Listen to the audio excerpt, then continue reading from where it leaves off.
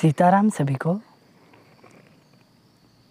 आज प्रश्न हुआ कि महालक्ष्मी के श्री दीपावली पर्व में लक्ष्मी पूजन में कैसी पूजा करनी चाहिए।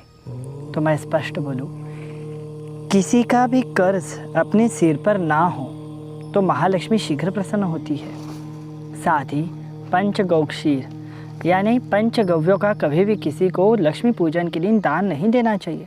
कई कहते हैं कि धन दान ना दे, पर ऐसा कोई भी विधान शास्त्र में नहीं है। शास्त्र में वर्णित है पंचगव्य द्वारा भगवती की सेवा पूजन। साथ ही हमारे निजी उपयोगी रहने वाले अन्न देवता के मध्य में भी लक्ष्मी भगवती का निवास है, इसलिए उनकी उपास्य पूजन होना चाहिए। अब बात आई कि लक्ष्मी पूजन कैसे हो। तो लक्ष्मी जी का श्री विग्रह एक पात्र में स्थापन करके पहले गणेश जी और लक्ष्मी जी साथ ही नारायण, ये तीनों की साथ में सेवा और पूजा होनी चाहिए। माँ सरस्वती की भी पूजा की जा सकती है।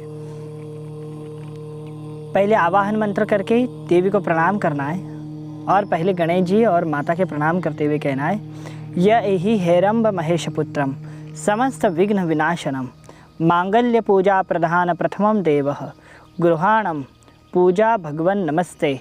मैं जो पूजा कर रहा हूँ हे गणपति, हे प्रभु शिव के पुत्र, माता भगवती के पुत्र, आप ये स्वीकार करें।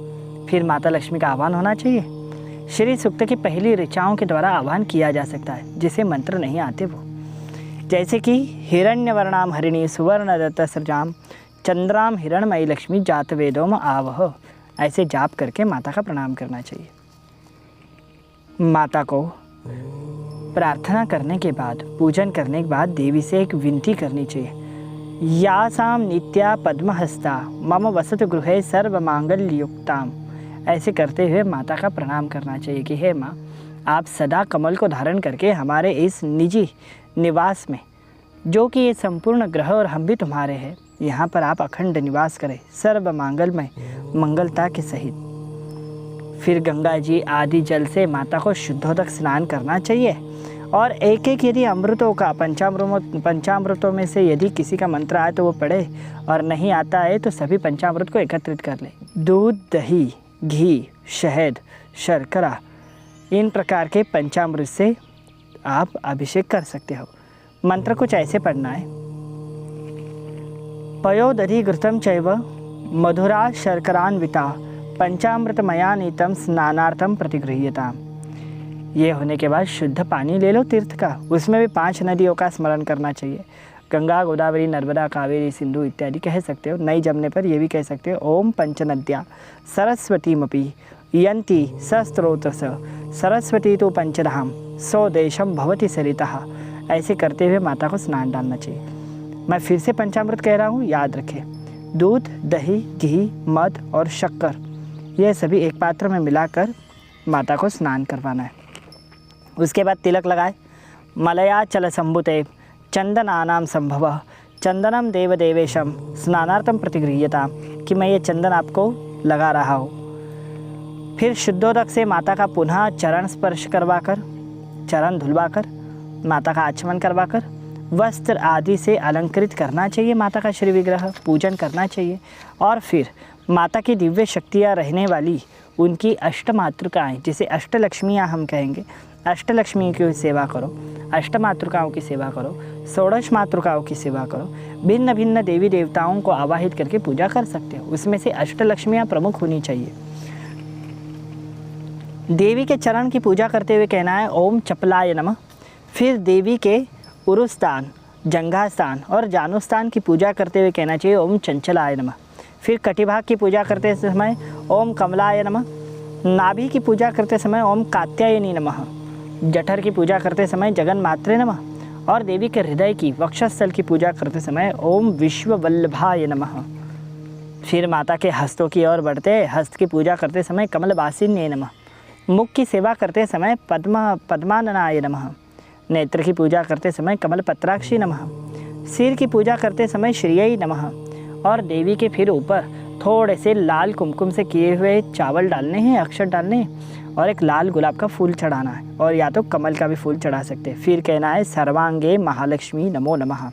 अब अखंड धन घर में कैसे रहे, उसके लिए हम उपाय कह रहे हैं।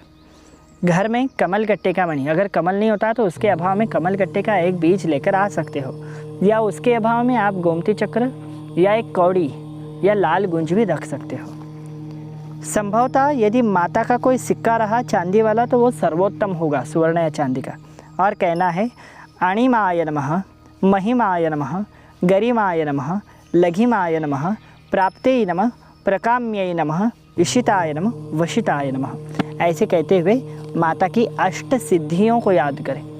और कहना है अष्ट सिद्धिं प्रदा देवी सर्वं निधि स्वरूपिणी मातृकाय नमस्यामि शीघ्रम धन देहि में। ऐसे मंत्र का जाप करके जो भी माता की जो कहे हुए मैंने अभी वस्तु कही है उनकी यदि सेवा करके रखता है लाल वस्त्र के अंदर तो पैसे अवश्य आएंगे, बचा हुआ कर्ज भी निकल जाएगा और शीघ्रातिशीघ्र मनचाही इच्छाएं भी पूरी होगी।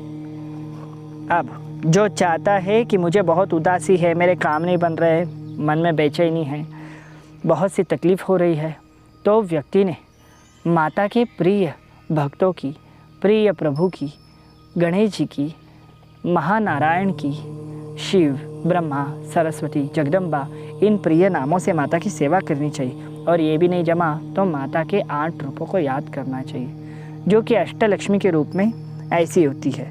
इन्हें वेदोक्त नाम अलग है और शास्त्रोक्त नाम अलग है, ठीक है, या भक्तों द्वारा दिए गए नाम अलग है।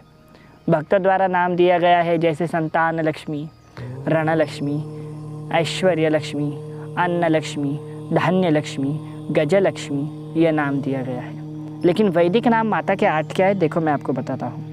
आदि लक्ष्मी नमो नमः, विद्या लक्ष्मी नमो नमः, सौभाग्य लक्ष्मी नमो नमः, अमृत लक्ष्मी नमो नमः, काम लक्ष्मी नमो नमः, सत्य लक्ष्मी नमो नमः, भोग लक्ष्मी नमो नमः, योग लक्ष्मी नमो नमः। ऐसे माता के 8 नाम हैं। आद्या लक्ष्मी को महालक्ष्मी कहा जाता है। तो हम पूर्व श्रृंखला में थे लक्ष्मी पूजन के लिए। तो माता के अष्टलक्ष्मी के उपरांत आप माता की आरती करना असली घी वाले जोत से, और फिर माता को दंडवती प्रणाम करते हुए गणेश जी और माता को प्रणाम करना, प्रभु नारायण को प्रणाम करना, गुरु द्वारा दिए गए मंत्रों का जाप करना और एक कपूर की ज्योति प्रज्वलित करके माता की आरती उतारना। कदली गर्भ संभुतेन कर्पूरम तु प्रदीपितम आरारती महम कुर्वे पश्यन्ते वरदो भवः। ऐसे कहते हुए माता के सामने हाथ जोड़ना है और कोई भी पैसा जो अपने खिस्से में रखा हुआ है, तुमने जो भी रखा हुआ है, वो पैसा माता के सामने रखते हुए धन की पूजा करना और कहना है हिरण्यम गर्भस्थम हेम बीजम विभाववे अनंतम पुण्य फलदम शांति प्रयच्छ मे ततः ओम ताम आवह जातवेदो लक्ष्मी मनपगामिनी यस्या हिरण्यम प्रभूतम गावो दास्य स्वान विंध्य पुरुषानहम। ऐसे कहते हुए माता को प्रणाम करना। कर्दमेन प्रजाभूता मयि संभव कर्दम श्रियम वासे में कुले मातरम पद्ममालिनी। ऐसे कहते हुए माता को प्रणाम करना। तो लक्ष्मी पूजन आपका उचित होगा। और माता को प्रसन्न करने के लिए मैं कुछ स्तोत्र और मंत्र के नाम कह रहा हूँ, इसका पाठ करना। जैसे लक्ष्मी कवचम, लक्ष्मी अष्टकम, कनकधारा, श्री सूक्तम इत्यादि का तुम पाठ कर सकते हो। श्री सूक्त का पाठ करते समय लाल वस्त्र ही होने चाहिए, इसका विशेष ध्यान रखें। और किसी भी मंत्र को दिवाली के रात में, लक्ष्मी पूजन के रात्रिकाल में यदि आराधना करोगे तो महासिद्धि प्राप्ति होगी।